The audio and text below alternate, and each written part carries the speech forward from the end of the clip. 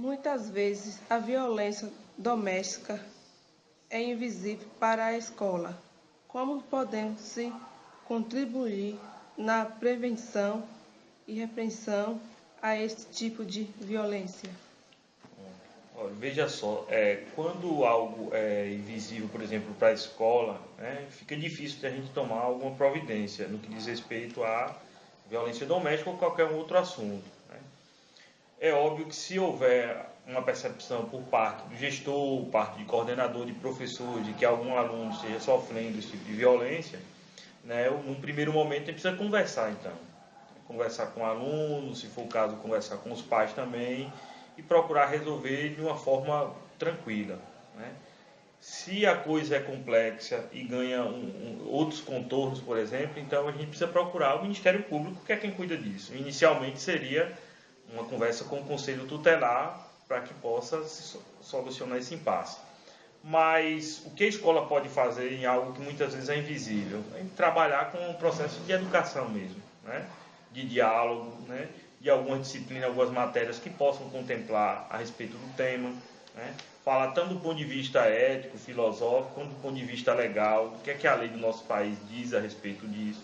Seria um trabalho mesmo em sala de aula de conscientização, né? Por parte de professores ou algum outro evento na escola que envolva palestra, conferência, onde se possa estar abordando o tema que você me pergunta, né? De forma lúcida, de forma dialógica, né? Que fique claro para todos e que a gente possa abrir então para um debate sério, né? Um debate esclarecedor, por exemplo. Então funcionaria mais ou menos assim. Beleza. Quando um aluno é perseguido pela comunidade escolar por sua opção sexual, qual procedimento deve ser tomado? É um processo parecido, né? O caminho que a gente vai trilhar, muito parecido com o que diz aí na primeira resposta e que vai culminar também com a terceira pergunta. Investigar, né?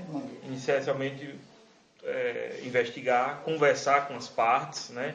Ver o teor e a gravidade desse problema e aí, de novo, aquelas medidas que são, digamos assim, padrão, né? Que é conversar com a família, dialogar dessa maneira, um diálogo que seja esclarecedor, conciliador, né? E se é uma situação grave, onde a gente não consiga resolver, então, somente com diálogo envolvendo as partes, né? Daquele que está praticando bullying, o que está sofrendo bullying, então aí faz-se um encaminhamento também, de novo, ao Ministério Público, que inicialmente seria o Conselho Tutelar. Veja, desde que se tome todas as medidas dentro da escola e não se encontre uma saída para isso, aí procura-se o Ministério Público. Particularmente, eu prefiro tentar resolver no sentido dialético mesmo, de dialogar, né? Uma espécie de articulação, um diálogo conciliador, para a gente ver os procedimentos então cabíveis, porque há vários níveis e graus de bullying, por exemplo, né? Então precisa se entender se foi só uma brincadeirazinha, uma piada, ou se é uma perseguição mais contundente, ao ponto de aquilo virar corriqueiro, ou se aquilo desembocou, por exemplo, numa agressão física, não só agressão psicológica, que já é muito problemática, entendeu? Então há que se considerar cada caso, né? A tipologia, a especificidade de cada caso, para a partir daí então tomar os procedimentos que sejam cabíveis, né? Tanto dentro da escola, né, quanto fora da escola. Né? Inicialmente na escola a gente fica se valendo do regimento escolar, né, da Constituição Federal, a Carta Magna, da Lei de Diretrizes e Bases, né? E do ponto de vista de uma legalidade mais ampla, então, aí é no momento onde faça então esse encaminhamento para o Ministério Público, né? Que decisões são tomadas quando um aluno violenta um professor?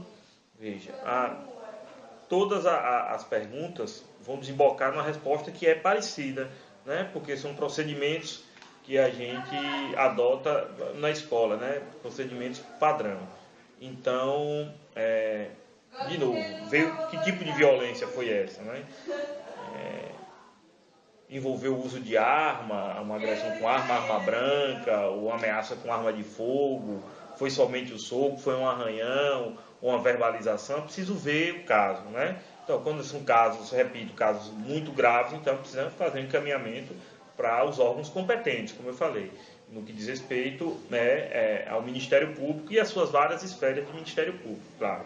Né? Quando é algo mais light, mais simples, eu, repito, procuro resolver dentro dos limites aqui da escola, dialogando, né, de modo que a gente possa conscientizar a quem agrediu, né, esse trabalho de conscientização, né, e ver com o professor também se isso gerou algum trauma, não gerou algum trauma, existem complicações nesse sentido, e sempre envolve aluno, conversar com a família, né, sempre conversar com a família.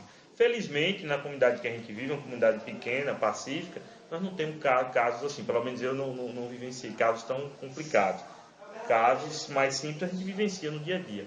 Mas escolas, por exemplo, de cidades grandes, sobretudo nos subúrbios das cidades grandes, né, onde infelizmente há muita desigualdade social e por conta disso gera assim, um nível muito alto de violência, então há casos que são muito contundentes, muito complexos, né, e cabe então a intervenção do MP, do Ministério Público.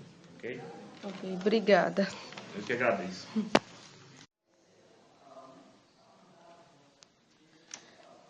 Muitas vezes a violência doméstica